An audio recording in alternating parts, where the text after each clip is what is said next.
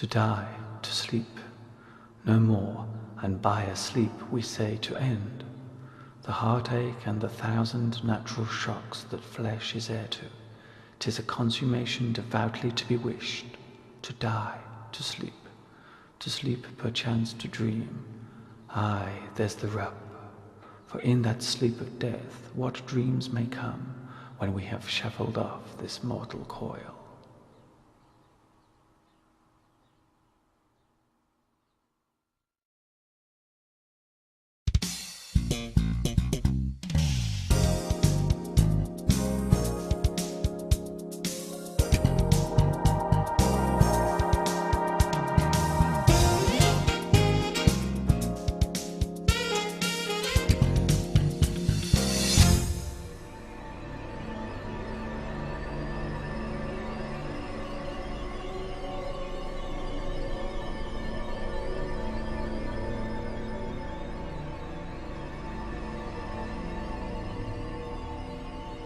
Hi everybody, this is Mr. Duncan in England.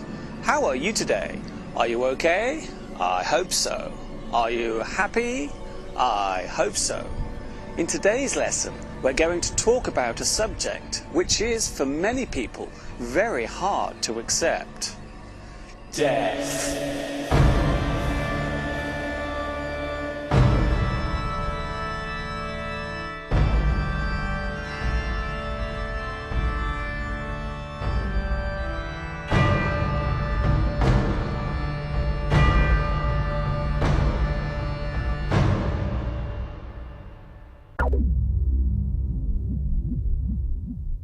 There is a saying in English that goes, all good things must come to an end. This phrase also covers our own lives. Just as we are born, so shall we die. It is an unstoppable or inevitable process, and for many humans, it is one which causes a great deal of distress. But why is this so?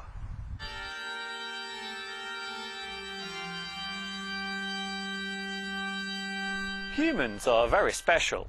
You and I have a unique ability of knowing that we are alive. We are self-aware. Our conscience tells us this during every waking moment. Right now, I know that I'm standing in a churchyard, surrounded by tombstones and graves. I'm aware of this, and I know it's happening. Humans are sentient beings. We learn more than just our basic instincts. We gather knowledge, and we are able to feel a wide range of emotions, such as happiness, sadness, loneliness, and fear. As we discussed in an earlier lesson, fear is a very strong emotion, and it can control many parts of our existence. We tend to be afraid of things that cannot be fully understood. Our fear of the unknown is probably the strongest of all our phobias.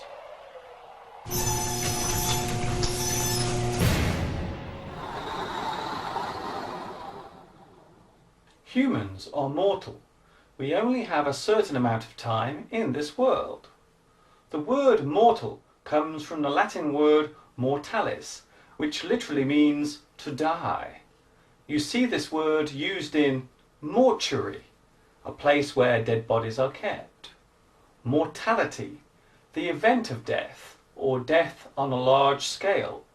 The mortality rate from the flood is 20,000.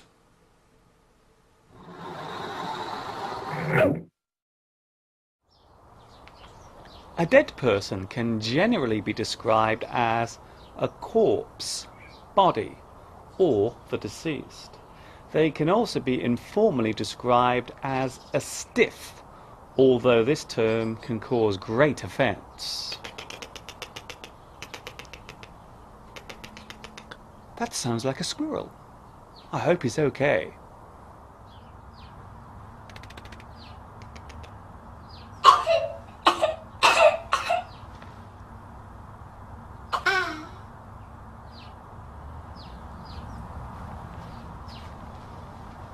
After any animal dies, it will begin to rot or decompose. The cells will break down and be absorbed, for example, into the ground. Humans are organic. We are made of living material. So once we die, so do all the cells which make up our whole body.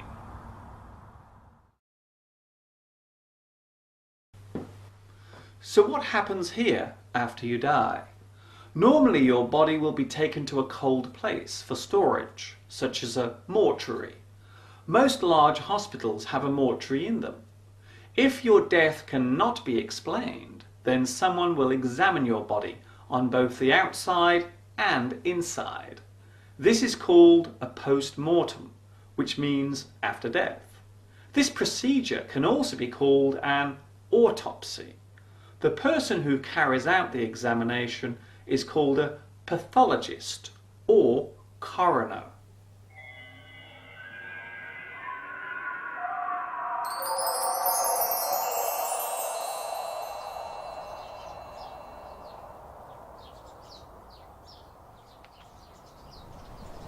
The ceremony following a person's death is called a funeral. These can be conducted very differently between countries and cultures. The body is placed in a wooden box called a coffin and then taken to a religious place where a service normally follows. After this event, there are two options. The body can be buried underground in a grave or tomb, or it can be burned in a cremation ceremony. These days, this is done in a special building called a crematorium.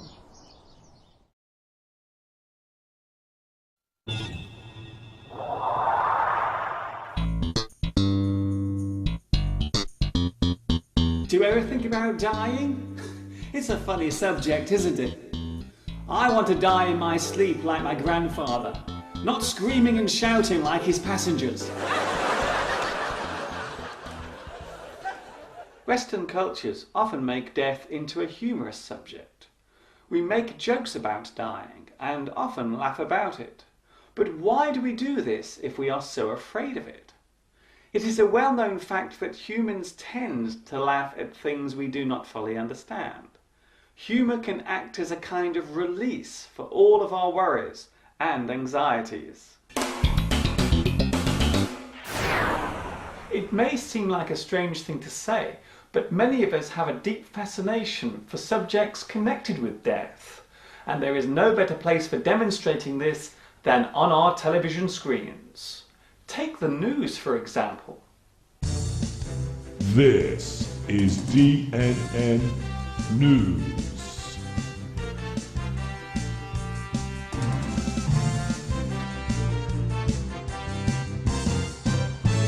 Coming up tonight, man dies after terrible accident. We have exclusive video pictures of when it actually happened.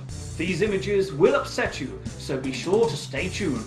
Also coming up, woman dies after terrible accident. We also have pictures and many descriptions of the moment it happened, right here for your curiosity and viewing pleasure. Don't go away.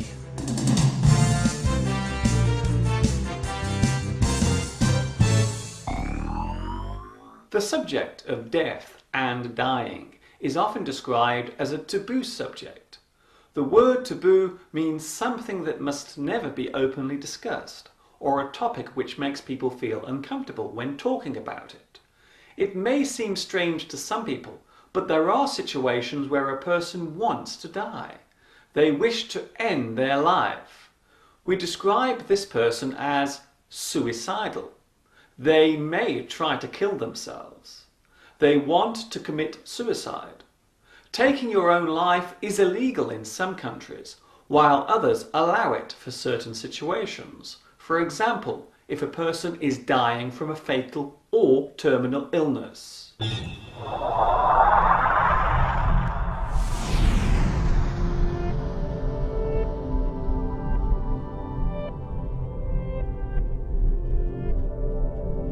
The belief of what happens after you die varies deeply between many groups of people. Some believe that our life force or spirit floats away to another place. Some believe that we are reborn on Earth as a different creature. And some believe that the feeling of being dead is the same as before we are born. just a lot longer.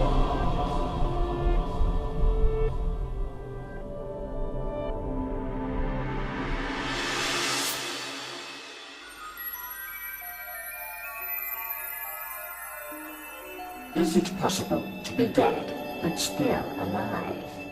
Well, the answer to that question is yes.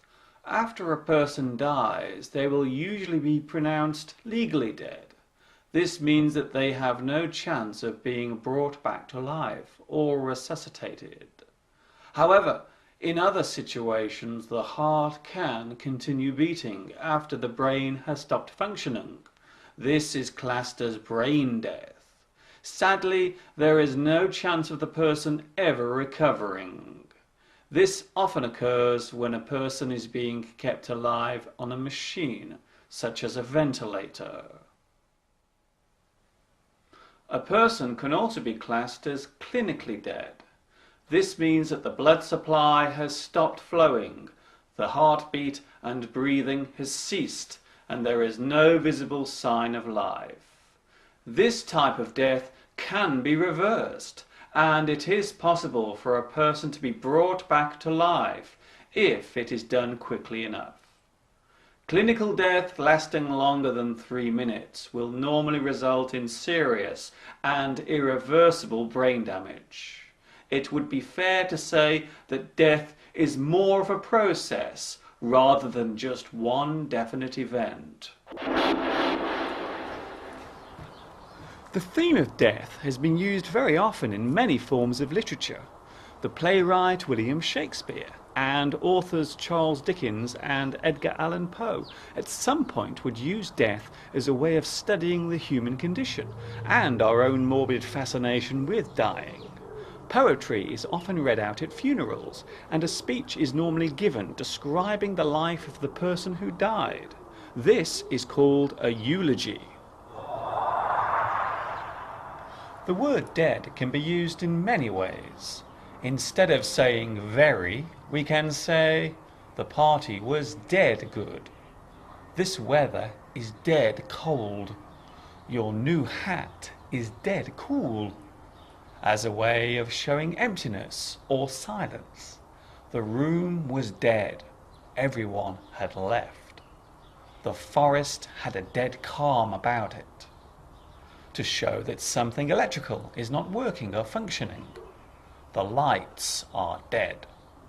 I cannot get the TV to work. It is dead. The batteries are dead.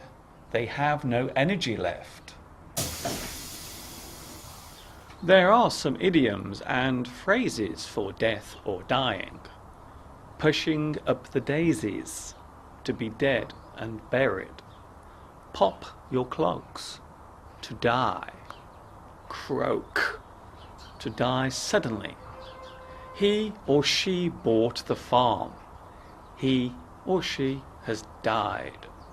Fall off your perch or twig, to drop dead.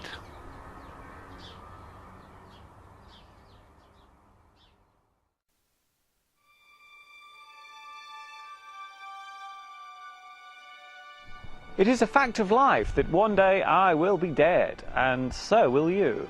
There is nothing we can do to stop this.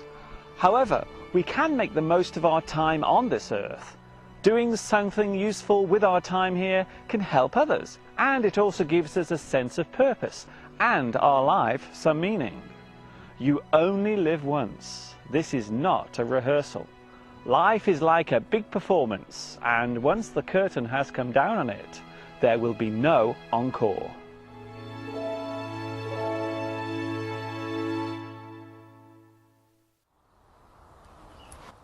That is all from me for today. I wish you all good health, stay in the pink, live long and prosper. Thank you for watching me teaching you.